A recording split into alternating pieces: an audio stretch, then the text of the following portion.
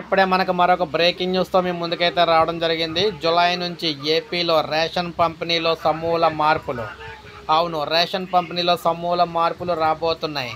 ఇప్పటి వరకు మనం చూసుకుంటే గత ప్రభుత్వం జగన్మోహన్ రెడ్డి గారు అందించే రేషన్ మనం చూసుకున్నట్లయితే వాహనాల ద్వారా వీధి వీధికి తీసుకొస్తూ ఇచ్చి ఉండేవారు.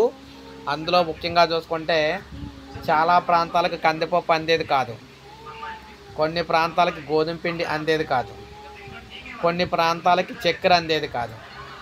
అయితే ఇప్పుడున్న టీడీపీ ప్రభుత్వం, ప్రస్తుత ప్రభుత్వం నేపథ్యంలో మళ్ళీ రేషన్ డీలర్లకు మళ్ళీ అవకాశం అయితే వచ్చే అవకాశం కనిపిస్తోంది.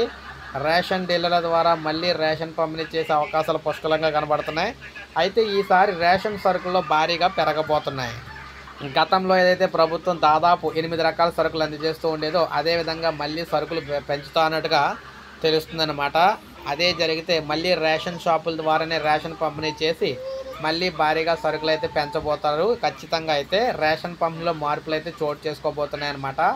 అది మనకి జూలై నుంచి చేస్తారా లేదంటే ఇప్పుడు మనకి ఆగస్టు నెల నుంచి చేస్తారా అది ఇంకా ఫైనల్ అయితే అవ్వలేదు. కానీ రేషన్ పంపిణీలో మార్పులు అయితే రాబోతున్నాయని చెప్పేసి చెప్తున్నారు. సో ఇది మనకి ఏపీలో ప్రజెంట్ సిచ్యువేషన్ అనమాట. రేషన్ పంపిణీకి సంబంధించి ఒక లైక్ చేయండి, సబ్స్క్రైబ్ చేసుకోకపోతే మన ఛానల్ సబ్స్క్రైబ్ చేసుకొని ఫాలో అవుతూ ఉండండి.